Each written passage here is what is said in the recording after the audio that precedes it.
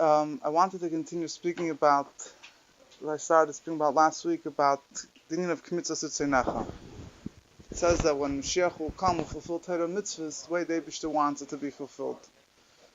So Chassidus explains that in order to elevate the physicality of the world, to elevate the Gashmis of the world, so Bismanas, in the time of Golus, we don't have the ability to elevate the physicality itself.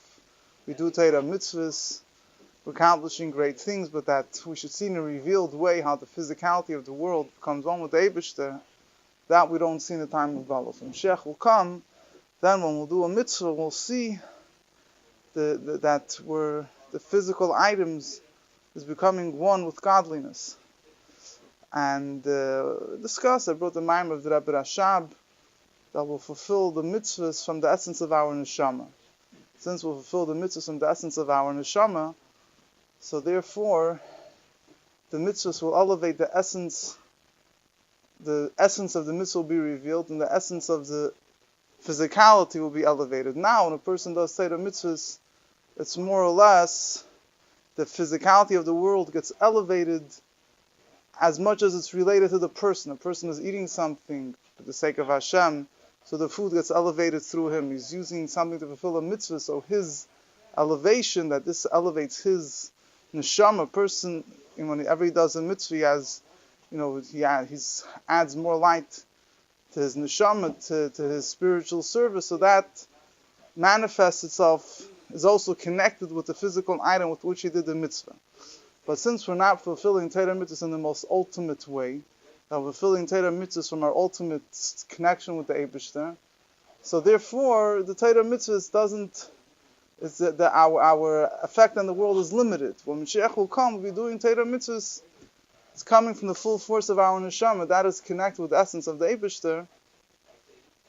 So it will consequently elevate the essence of the physical item. To me, it sounds a little bit like I mentioned last week, similar to what Alter Rebbe writes in Tanya about a tzaddik gomer. That when a person serves, that in other words, his goal is not for himself, that he should get connected with the Eibishter. When a person does, Siddha says that when most people serve the Eibishter, their goal is that they want godliness to shine upon their soul. So that is their whole objective in Torah mitzvahs. The ultimate level of Torah mitzvahs is that a Yid, he's not concerned about himself at all. He's just doing what the Eibishter wants. When a person serves the Eibishter in such a way,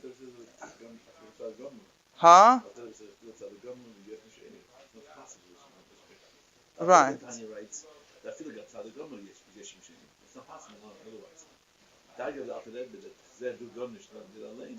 but he says that a tzaddik gomer is a yesh misha'oye, but his mevukish, his goal is not himself. Yeah, but you can't turn away from the yesh misha'oye. That's another point. But his goal, his mevukish, what does he want in his avodah?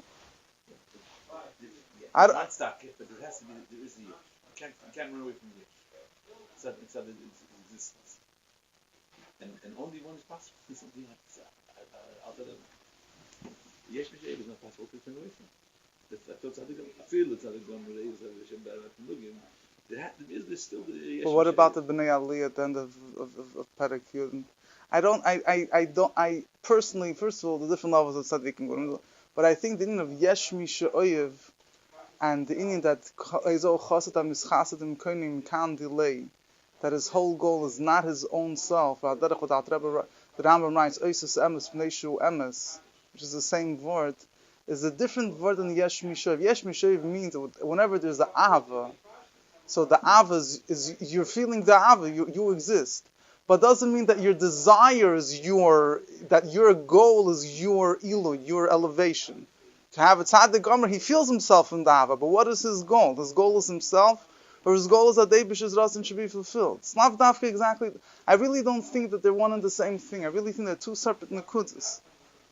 He's still a Metzias, but it's not in his avoid, in his ava v'yira, he's still a Metzias. What's his mevukish?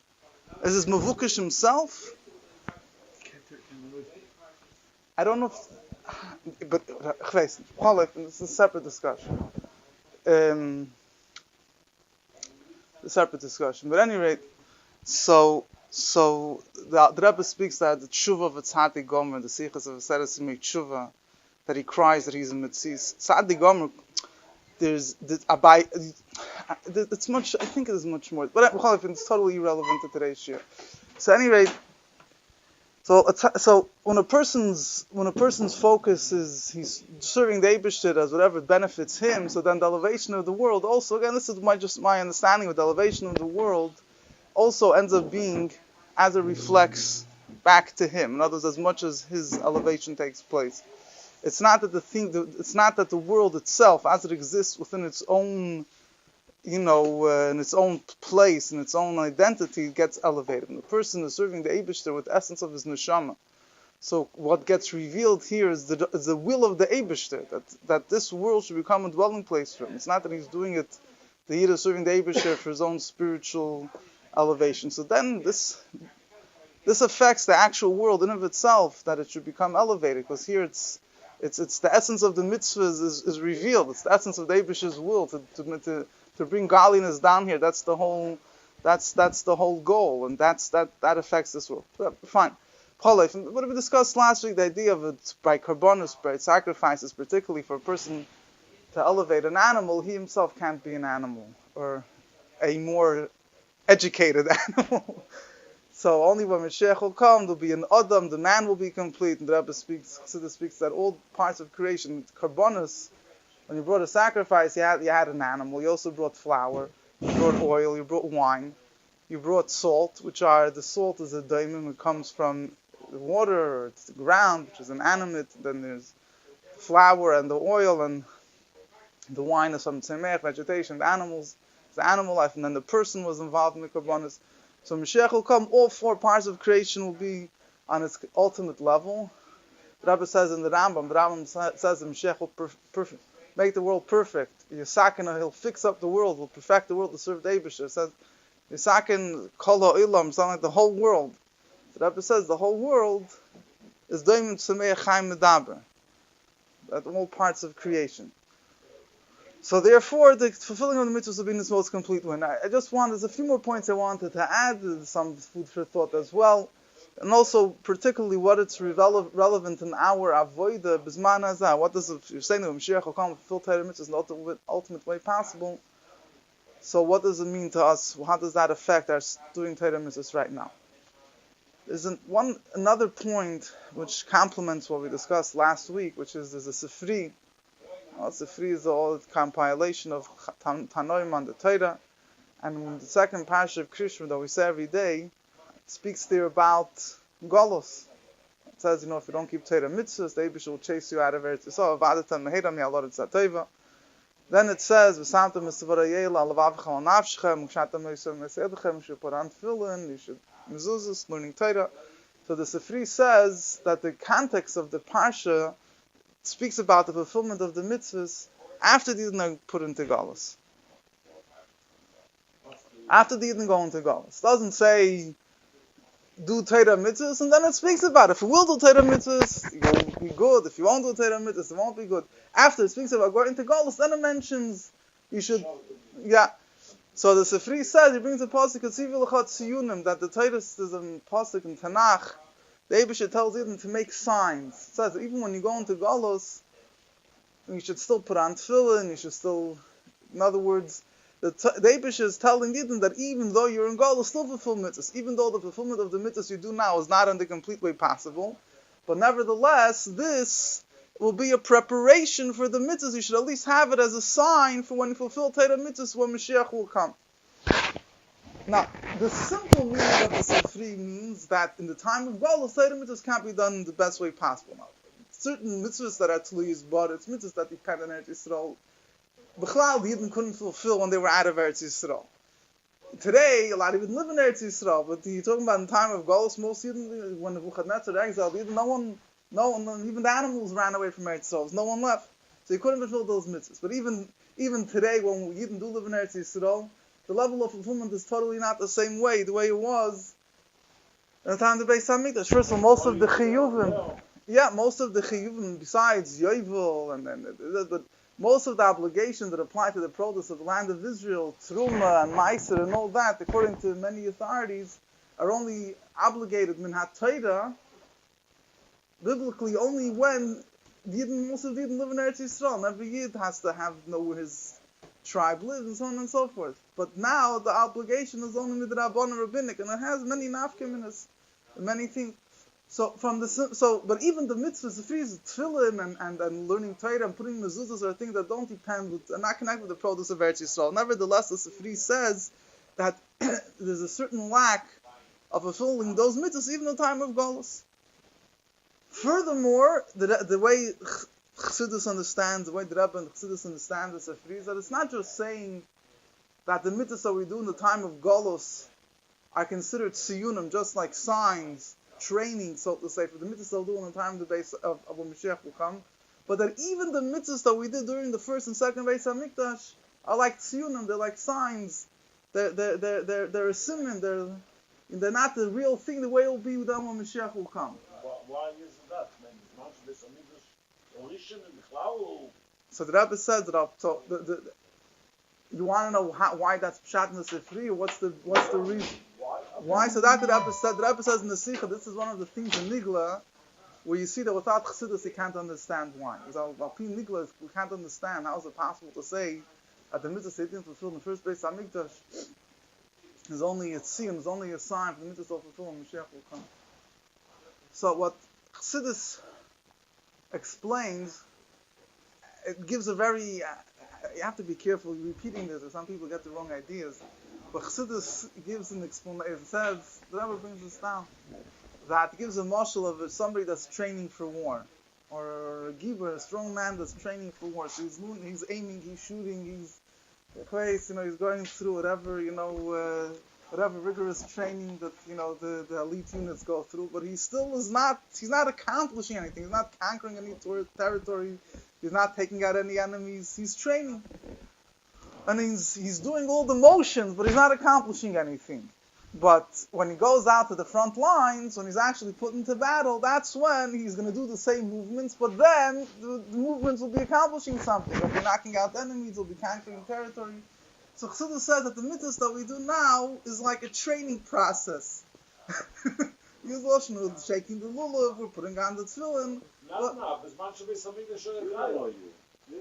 Yeah. Even the mitzvah of the mitzvah. Yeah. The three is mashma more than someone mitzvahs man hagolos, but nevertheless the Chassidus, the Chassidus uses it even for the mitzvahs that are in time of Beis HaMikdash. So the Seminole said that uses the lashon. It's like something we're training, we're not accomplishing at anything. So you have over there, it's a Maimon in Bishalach in the Eira Torah. So you have there's a whole parenthesis that Omar HaMatik. I don't know who the Matik is, the one that copied over the Maimon. He says, how could you say such a thing? That the mitzvahs that we do now, you have to give Vaseldus to someone. He's going to say, I don't have to do Torah mitzvahs now. Wait until Mashiach comes. So how could you say such a thing? It's full of Kabbalah and Chassidus. When you do a mitzvah, when you're putting on film, you're drawing down this level, you're shaking all of it, you're drawing down that level. So he explains, the point that he's making is that it's all done b'pnimius. It's all done spiritually. To see it in physically, you should see it when you're putting on the film, you're shaking the lulav, you're accomplishing anything. You don't see now until Mashiach comes. So obviously you can't say the mitzvahs is just like a training. Whatever we're doing now is just for training. So I could say if it's training, I'll take a day off, So obviously you're accomplishing great things, but furthermore, but in order to bring it down, the chitzonius, you see it in an external revealed way, that only will happen when Mashiach will come. And in that regard, so even the first Beis HaMikdash, you did Torah mitzvahs. You had the time to Shlomo HaMelech was the greatest time for the Jewish people, physically, spiritually, but that the physicality of the world itself, you saw how it became one with Eibusher, didn't happen yet. That's as far as that goes. Now, the truth is that the Torah mitzvahs that we do now, there's the flip side of the coin, which you have to keep in mind, which is, it's true that we're saying that the real accomplishment of Torah mitzvahs, what it's supposed to do, will only happen when Mashiach will come. At the same time, when a guy goes to war, if he doesn't train beforehand, he's not going to be able to do anything later. You understand? It's more than training. The training is a muscle. It's a muscle. You're doing your the Kavanah is giving you a thing. Until the Kavanah didn't even run out of one. The mitzvahs have to be that depends on the thing. That's the point. But not the pshat chazashon that the mitzvah is. I'm quoting the lashon of the Tzemach Tzedek. I understand. I'm just saying. I'm just. In other words, when the world was created, and the Saba comes Baruch Hu is the Dira B'Tachtenu. Nicht beis mit der Shlish, nicht beis mit der Sicher. Das ist Tachlis Habriya. Tachlis Shem ist Gedicht der Matzah und Kach nicht mehr mit gesündigt, nicht gesündigt, nicht Papa der Leib. Nun, ja, geht nicht gesündigt. There's no Churban Beis Hamikdash. Of course, even if there's no Churban Beis Hamikdash, it's still not complete until Mashiach comes. Absolutely, 100%. So now, there's a few nekudas, and I want to speak about this. There's a few nekudas of Chassidus said. Let me finish this off because the whole conversation will be discussing things that I'm going to want to say. So let's just Razman Katzer and Malachim. So now, the point is that the mitzvahs that we do now, in order that when Mashiach will come, our mitzvah should be be done. Mitzvahs would say nacha. So it depends on the mitzvahs that we do now. Now, just a few things in Pshat. The Rebbe says how it affects us now. First of all, we have to try to do Torah mitzvahs now as best as possible. Even though the Rebbe said it's not shayach that Torah mitzvah should be done like the way the Eibusha wants when Mashiach comes. But the Rebbe says everything is, from the other hand, we always have to keep in mind that everything depends on that position that you are in right now. Last second you're in Galos, so your fulfillment of the Torah mitzvahs in the best way possible, mitzvahs of Sinecha leads up. That was the preparation for the of when Mashiach will come. Another point is a deeper point. The Rebbe says when the Yid thinks about the way of fulfilling Torah mitzvahs when Mashiach comes, mitzvahs of Sinecha, it brings him where a person's mind, that's where he is. If he's thinking about it and living it, he'll start living now K'mitzvahs of Tzedakah. He'll start living now with the idea of K'mitzvahs of serving the Eibusher in the best way possible. The Rebbe says even a very interesting point that the third Beis Hamikdash is eternal. The Rebbe says the fact that it's eternal is not only for the future, but it's also retroactive for the past, which means that it's going to bring in nitzchis, the eternity to everything we did in the time of Golus. So therefore, even now, in the time of Golus, a person could do serve the Eibush in a way of Knesset Tzeinecha by thinking about the avodah will be when Mashiach will come. There's another point over here.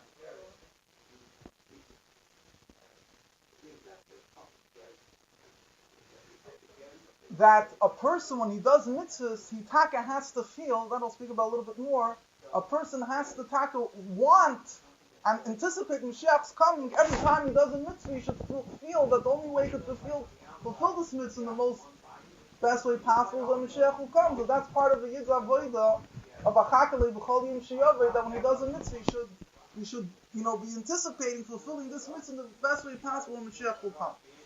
Now, one more thing about Knesset Tzedakah, but then I want to get back to this whole heated debate over here. It's a very important thing. The Rebbe says Knesset Tzedakah. The Rebbe says like this. Besides what I spoke about last week, it's the same idea, but just in other words. The Rebbe says when you do a mitzvah, there's the bleak gvul of Torah mitzvahs. And everything in Torah mitzvahs is limited. It don't have to have an exact size. It's too big, too small. One letter missing, one letter extra. A kodesh shel yud. It's no good. On one hand, mitzvahs are very limited. On the other hand, mitzvahs are bleak gvul. The energy that's in mitzvahs is unlimited. It's the whole chayus of all the worlds is completely nullified to one mitzvah. So the Rebbe says, K'mitzvahs Ritzenecha means when Mashiach will come, the unlimitedness of mitzvahs will be revealed. Today when you do a mitzvah, you can you're fulfilling your commandment, putting on your tefillin, you say Shema, whatever it is, invite your fun. When Mashiach will come, the bleak gvul of Torah mitzvahs, the unlimitedness of Torah mitzvahs will be revealed. Now here, there's one mimer of the Rebbe Marash, he actually has a tzarechim, but he brings there's in Geras HaKodesh of the Alter Rebbe says, he brings a pasuk, when a person does mitzvahs, he draws down from the Ma'oid Ha'elyon, from the supernal Ma'oid, unlimitedness of the Eibishter. And the Alter Rebbe writes, in Tchias HaMesim, when the Guf will stand up with a pure body after Tchias HaMesim, then we'll be able to experience the true unlimitedness of godliness that's in Torah mitzvahs.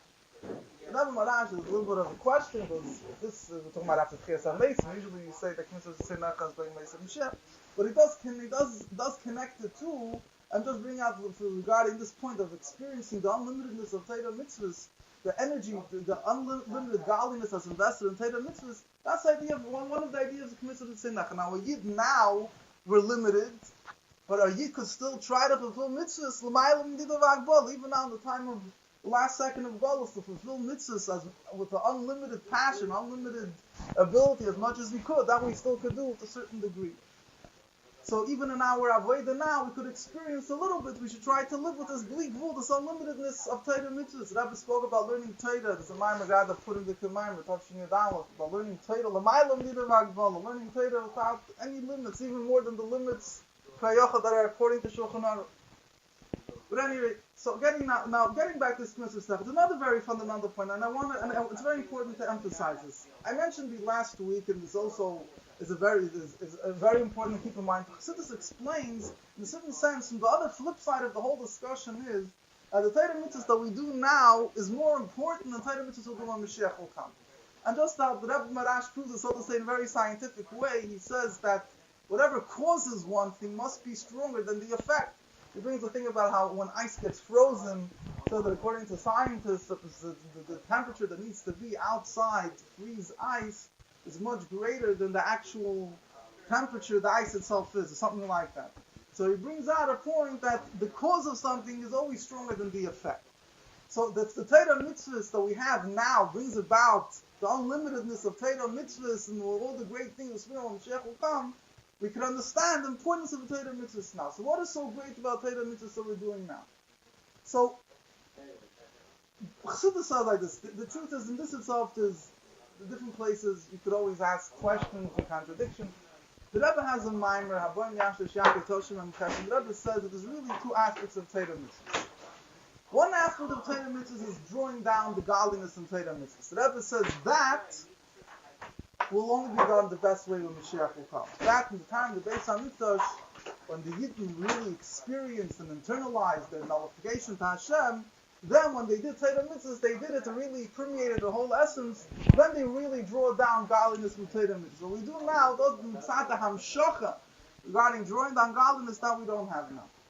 But on the flip side of the coin, the Rebbe says mitzvah the inyan of this hapcha, the idea of transforming the darkness to light, that yidafki you only have in the time of Golus. So the Rebbe speaks there that the time of Golus, there's from one hand, there's a certain thing that's missing. But mitzad Hashem, it's only in the time of Golus you have the ability when you're dealing with the darkness of Golus and fulfilling Torah mitzvahs, when there's a Yetzer Hara, when there's an Nefesh Hamas, and you have all these, obstacles from inside and outside, and nevertheless you fulfill Torah mitzvahs. So in a certain sense, you that itself is creating a din of the Tachtenim. You're transforming the lowest levels to Kedusha. So the Rebbe says this is the mile of Torah mitzvahs with man Golus. Huh? Kadaskafia is also true, but it's more. There's the Hamsha, and then the Rebbe talks about his Hapach HaSheichel L'Meir, not just a skaf. There's a skaf and a hap. There's a mile in the skafi versus his hap also. Yeah, whatever, fine. So anyway, so the Rebbe says, now the truth is in some Maimorim, the Rebbe says, the Iker Dira B'Tachtoinim is Dafka B'Zman HaGolus. That the main Dira B'Tachtoinim, making a dwelling place for Hashem in the lowest realms, is through the Torah mitzvahs you do in the time of Golus. Why? He says, very interesting thing, when a Yid thinks about the fact that the mitzvahs that we have now are incomplete, that brings out within him a cheliyat, the same way about Shuvah. About Shuvah realizes how far he was away from Hashem. This brings out within him a desire to fulfill Torah mitzvahs much greater than a tzaddik. So dafka, because in the time of Golus, you can't fulfill mitzvahs in the best way possible, but that brings out by a yid a deeper connection with the Eibishter. So through that, the Torah mitzvah we do in the time of Golus bring about the ultimate Dira B'Tachtonim. There's much to speak about it because it's a big chiddush in that Maimer. It says here also the Dira B'Tachtonim is done through Tshuva. Other places says through the Avodah Bali Tzadikim. There's a lot of sukkahs here that need clarification, which here's not the place to get into it. But in that Maimer he says that it's when a Yid, the fact that we're missing the Torah mitzvahs is one thing is that you should try to do as much as you could to try to think about, live Mashiach. Here the Rebbe says interesting word. When you feel the pain that you're missing it brings out within you a deeper connection, a deeper aspect of fulfilling Torah mitzvahs that will be when Mashiach will come. I just want to finish off one word. They said it last. I also finished off last week in my whatever. They saw today also. It's connected also with Parshas Shavua, Kisisa. regarding serving the Eibusher K'mitzvos at Tzinacha. The Rebbe says, we have in this week, that Moshe Rabbeinu was shown a coin of fire. The Eibusher told Moshe that he should give a half a shekel, he showed him a coin of fire. The Rebbe says fire, it has no mitzvahs. Fire is always going higher and higher. So the Rebbe says that a Yid's avoida, K'mitzvos at Tzinacha, is that a Yid serves the Eibusher. He says a very powerful thing. He says when a Yid does Torah mitzvahs, even with Kabbalah soil. But he's doing it, why? Because he wants to have Kabbalah soil. As a Yid, he knows it's the right thing for him to break himself and do what the Eibusher wants. He still feels himself. The ultimate avodah is, he's doing it just because the Eibusher wants you. It's completely not about you, not even about the fact that you're fulfilling what the Eibusher wants. And the Rebbe says this is the idea of a coin of fire. Coin of fire means fire is always going out of itself. It's whatever level you're going to put it. The idea of fire is that it's going up and up. Is that he's losing himself completely. The avoid of K'mitzvos Tzinacha, the Rebbe Knesset, Ram, Voices, it's not that you're doing it because as a Jew, this is what you want. You want to nullify it. You want to do the Eibusher wants. You're Kabbalah soul. No, that's not K'mitzvos Tzinacha. Mitzvos Tzinacha, the ultimate L'mayla Medida V'Agbola, going out of all limitations, is the same way by the Eibusher. When the Eibusher does a mitzvah, it's pure godliness. Al derech zed, you're doing 10 mitzvahs, it's totally not about you. That's how you really go out of all limitations when you do a mitzvah. That's what I was saying. Yeah, that's what I was saying about the Yesh Mishoyim. The Rebbe doesn't sing about Yesh Mishoyim. The Rebbe is singing about even Kabbalah soil. L'chayra is not Yesh Mishoyim. Kabbalah soil means I'm breaking myself. But even I'm breaking myself, I'm doing a mitzvah. But there's me. I'm doing the mitzvah. A person should feel is just the mitzvah, not me. Like I mentioned last week, Rebbe says, you don't even feel yourself. He brings there, the Medrash says that the sheep will run to the Mizbeach to be shechted when Mashiach will come. They don't feel themselves at all. It's Eish, not that in Kanye, right? So even Eish. The Tivei, it runs different from it goes bottom of the dirt and Eish. I find I don't want to get into something. Very interesting word today.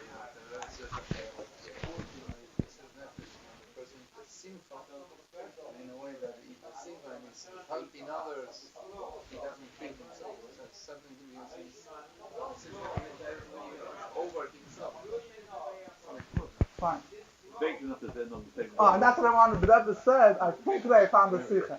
The Rebbe said, when Mashiach will come, we're going to yearn for the days of God. So the Rebbe said, Mashiach will come, we'll do K'mitzvos Tzinacha, we'll do it in the greater side. The Rebbe said, but nevertheless, drawing down the V'atzmi, drawing down David himself, is dafka now when you have to overcome the darkness. The effect of the mitzvah, all the sounds and all the great, what the mitzvah does will be when Mashiach will come. The Eibusher himself is drawn down. That's what the Rebbe says. That bank. How could you bank not to go straight? The Rebbe says because nafka now you have asked. Fine, let Mashiach come.